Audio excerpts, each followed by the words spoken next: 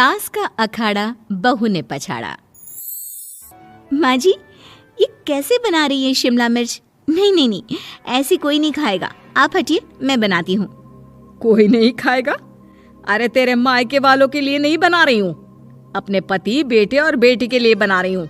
और वो लोग शिमला मिर्ची ऐसी ही पिछले कई सालों से खाते आ रहे हैं। बहू बहू हो ना, थोड़ा सोच समझ कर जबान खोला करो, समझी?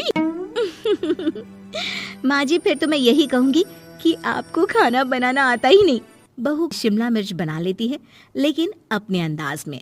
फिर खाने के टेबल पर, ये सब्जी क्या बहू ने बनाई है? आज बहुत अलग लग रही है। भाभी, रंग तो बड़ा अच्छा दिख रहा है सब्जी का।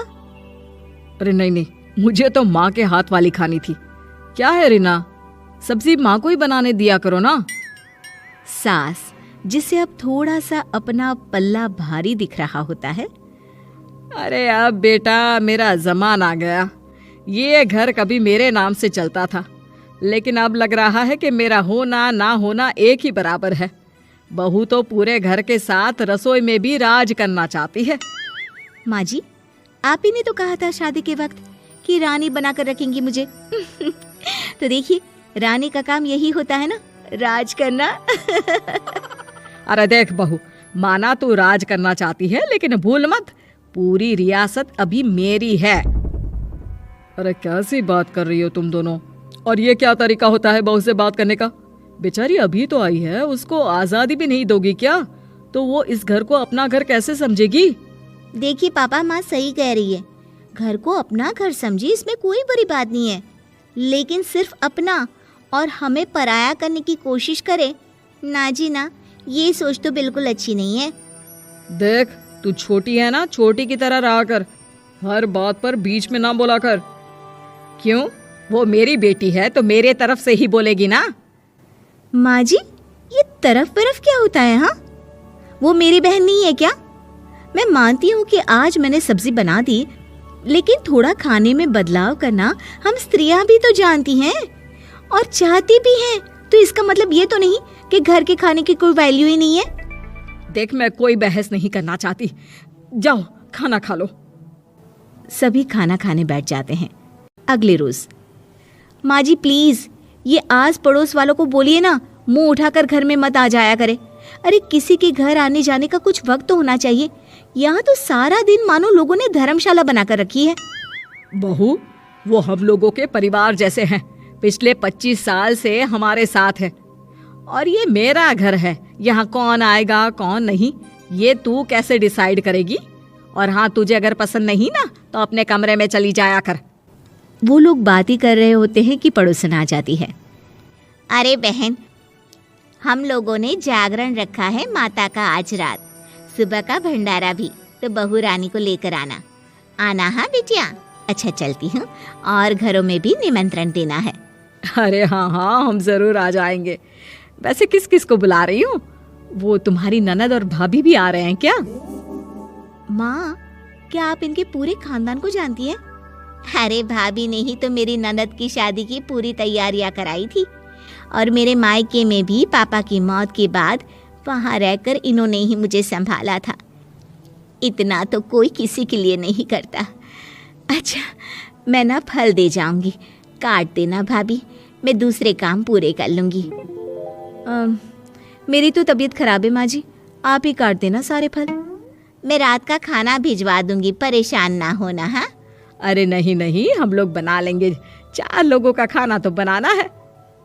अरे नहीं नहीं, आप फल पर लग जाओगी और बहू की तबीयत भी ठीक नहीं, खाना मैं ही भिजवा दूंगी। पड़ोसन चली जाती है और सास बहू की तरफ देखती है।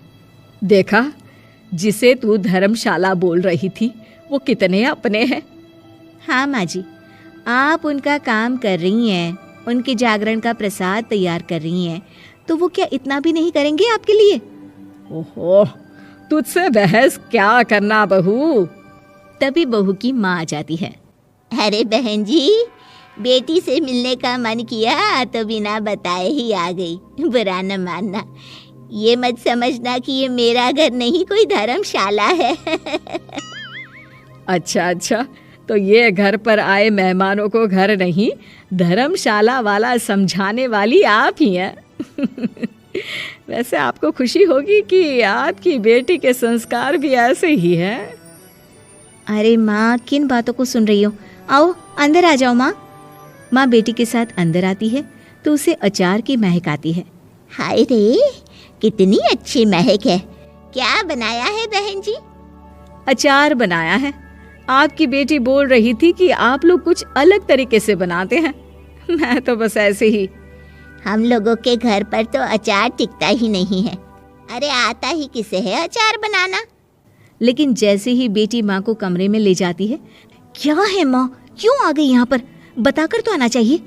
अरे कैसी बात कर रही है बेटी? माँ को बेटी से मिलने का मन किया तो क्या माँ नहीं आ सकती? आ सकती है माँ, क्यों नहीं, लेकिन तू ना पूरा खेल बिगाड़ रही है। खेल? कैसा खेल बेटी? मुझे भी तो बता देती तो मैं भी खेल लेती। माँ, जब से शादी करके इस घर में आई हूँ ना, सासू माँ ने मेरा घर का रट लगा कर रखा है। अब मैं ये बताना चाहती हूँ कि यहाँ मैं आ गई हूँ। कोई भी चीज़ जो पहले होती थी वो ठीक नहीं थी, तो मैं उसे परफेक्ट करूँगी। अच्छा, यानी बात सिंहासन की है कि पहली रानी को उतारना है। हाँ माँ, तुम्हें जो समझना है समझो, लेकिन बात तो यही है। पर बेटा वो बेटी कुछ नहीं समझती और दरवाज़ा खोलकर बाहर चली जाती है। माँ, जो कि एक अच्छी औरत होती है, बेटी को समझाने की कोशिश तो करती है। बाहर सास के सामने माँ कहती है, अरे बहन जी, आप चलिए ना मेरे साथ मेरे घर, बहू का मायका भी देख लीजिए। अरे नहीं नहीं बहन जी, आप ही रुकिए हम लोगों के पास।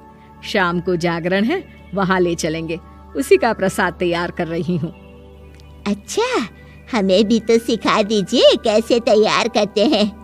अरे कैसी बात कर रही हो माँ, कितने जागरण करवा चुकी हो तुम? देख बेटी, एक बात गांठ बांध ले। हर बेटी माँ के घर जो होता है वो देखती है, लेकिन सीखती वो सास के पास ही है। सास का संस्कार वो अपनी सास से सीखती है, जो वो अपनी बहू को देती है। तो बेटी, यहाँ के रीति रिवाज, रहन सहन, बोली भाषा अपनी है, जिसे तुझे ना सिर्फ फॉलो करना है बल्कि सीखना भी है।